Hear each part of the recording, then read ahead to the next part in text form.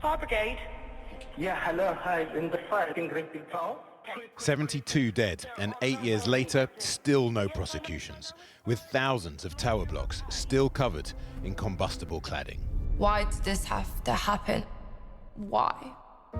A new documentary pulls apart in forensic detail the companies, politicians, and public agencies whose actions enabled the fire to happen. My window was alight, and it just raced towards me. Marcio Gomez's life was shattered that night. His unborn son, Logan, was Grenfell's youngest victim.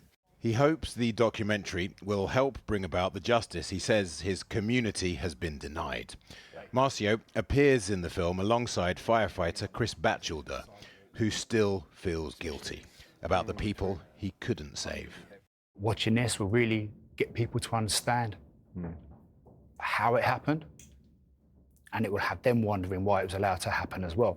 It was a completely avoidable disaster. You work in a strategic role now in fire safety. What is it that we still haven't learned? There was still, as of last year, as of July last year, there were still over 2,000 buildings wrapped in flammable cladding. And why? Because people won't pay out to get it done, to get the buildings made safe for everyone inside. And the majority of those will be social housing as well. There seem to be so many things that contributed to the loss of 72 lives, one of which being Logan, your unborn son. Yeah, your home is meant to be a safe space. It's meant to be where you feel safe. You go to work, you contribute to society, and you go home, you be there with your families. But one of the biggest things for me is companies being allowed to get away with putting profit ahead of people's safety. It's, you know, the web of lies, and they're all pointing at each other. But I think the inquiry done a good job in untangling all of that.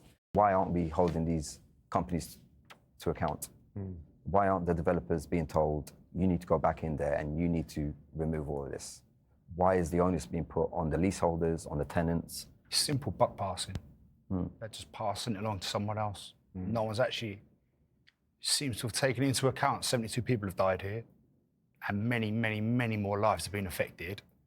Let's just put our hands up and say sorry.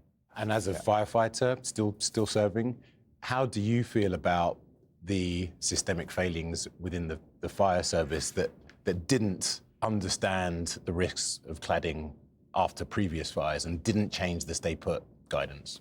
It's difficult for me. Yeah. It's difficult because I'm part of that organisation. I'm part of it. Yeah. I can't finger point. I can't blame without taking that myself, without taking that ownership, and I do. I take ownership of it every single day. So I failed. But to be fair, the inquiry said that this was not about failings of individual firefighters. It was the system. Yeah, I appreciate that. They said that, but that doesn't stop me feeling how I feel. We failed in our heads, and no words can change that. What would justice look like for you, Marcio? I want to see those that knew what they were doing in jail. Companies knew exactly what they were doing. They put the materials in. They knew it wouldn't withstand a fire because we've seen the tests. For me, justice is those CEOs, those top people need to be in prison. Yesterday's silent anniversary march. Both Chris and Marcio were there. 8 years later, a community still in search of healing.